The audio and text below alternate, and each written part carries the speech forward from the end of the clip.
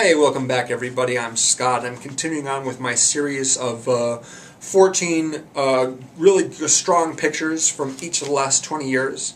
I just got done doing 7 recommendations for 2004, and here's another 7 for you. I left off with Friday Night Lights, which was the film that was adapted into the TV series. And now let's move on to the Oscar-nominated film Monster, directed by Patty Jenkins, who just got hired to do the Wonder Woman movie. Patty Jenkins is going to direct Wonder Woman with Gal Gadot in the lead role, and sometime in the next couple of years for DC. Monster, of course, is a much smaller affair. It's a small-budgeted indie film. The main characters are played by Charlize Theron and Christina Ricci. Theron plays a real person named Eileen Wuornos, who was convicted of multiple murders, and basically it's just the weeks leading up to her arrest, as she is struggling to eke out a living by getting attacked by guys and eventually getting the upper hand and relieving them of their lives and their cash. She ends up sort of changing her methodology and actually targeting men and offing them for their cash just because she just doesn't have anything else to do. She can't really get work. She doesn't. She has a criminal history. It's just not something that's in the cards for her at all. So she resorts to taking lives and supporting herself and her girlfriend, played by Christina Ricci, who's a young girl who's been rejected by her family because of her sexuality, and she ends up palling around and staying in hotel rooms and old houses with Theron for a while. It's a sad story, a real sad story. But yeah, some particularly strong acting from the both of them. I really like how when Theron won the Best Actress Oscar, she identified Christina Ricci as her leading lady, which is very much the case. Yeah, it's a sad movie and oftentimes quite harrowing, but really strong picture. And Charlize Theron's quite outstanding as that particular person she plays. Something a little less grim is a movie called Spartan, about the kidnapping of the daughter of the President of the United States.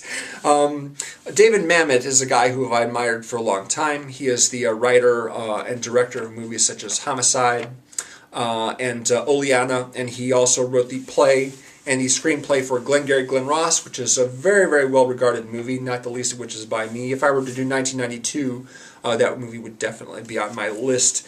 This is a movie in which the main character is a Secret Service agent played by, well, he's not actually a Secret Service agent. He's in the military, but he's recruited by some White House officials to help recover the president's daughter, who has disappeared.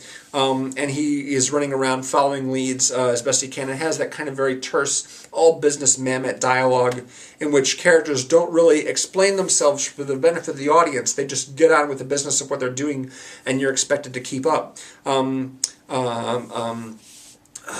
the guy with Modern Family? Darn it, I can't remember his name now. Ed O'Neill, sorry. Ed O'Neill is his boss, the guy giving his orders. William H. Macy is in the movie as well.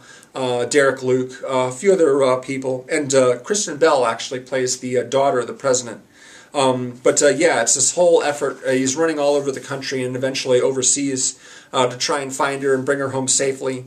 And he meets some resistance from people who actually work for the president, because the president apparently thinks that it's a good idea to let his daughter die in order to generate sympathy and higher poll numbers for himself.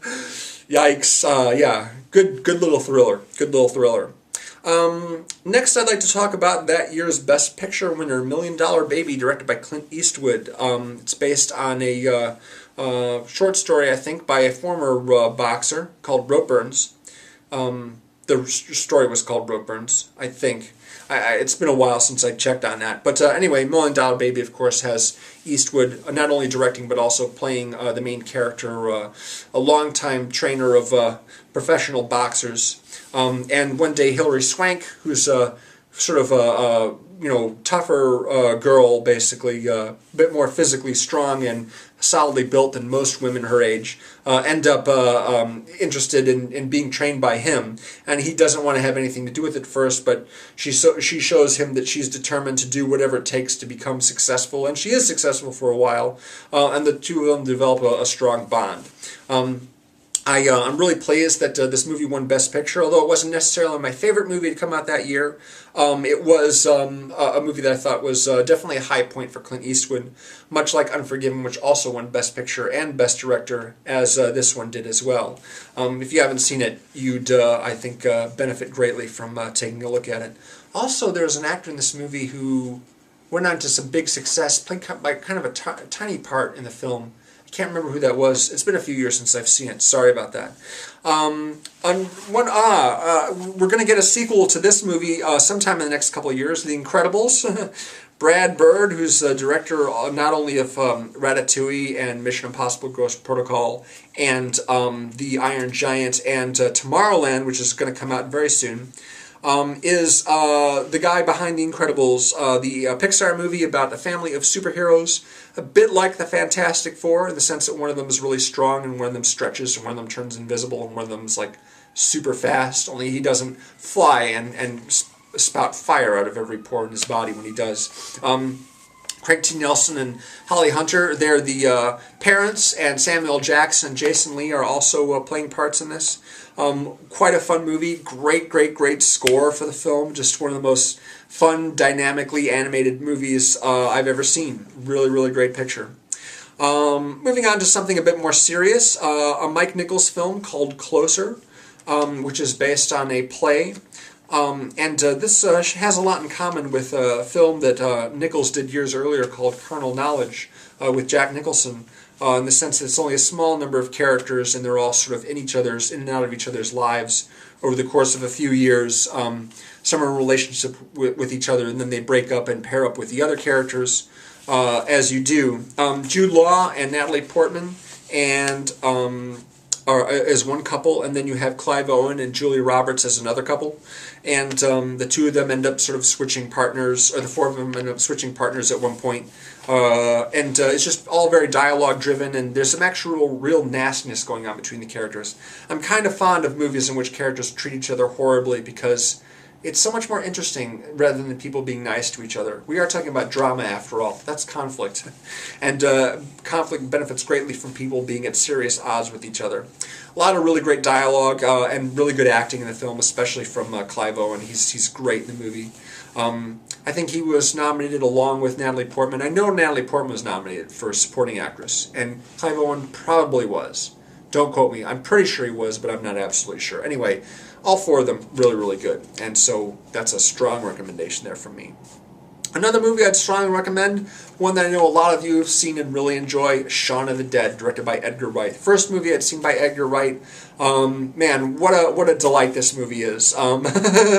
People are so sort of lethargic in England. Apparently you can't tell when they're zombies or when they're just walking around having a regular day. Simon Pegg and Nick Frost, of course, are the main characters. There's a really great article I read recently about all the references to other zombie movies in years past, sprinkled throughout the whole film. And some of the dialogue is so clever. There's one point in which a character actually describes everything that's going to happen throughout the whole rest of the movie in sort of an offhanded way. Wouldn't know that unless someone had told me about it, but it's really awesome. Yeah, zombie apocalypse. They're trying to survive in a very comical way. It's great fun. Edgar Wright's a terrific director. Yeah, it's a shame he's not doing Ant-Man. A real shame. Yeah, love that movie. Finally, the last movie I'd like to recommend from 2004 is Before Sunset, which, again, breaks my little no-sequel rule, but it is in my top 5 of the year. As a matter of fact, it was my favorite film of that year. I made sure to not read anything about the movie and to stay away from trailers and commercials, so I'd be surprised by everything that happens in the movie, other than the fact that you have the main characters from Before...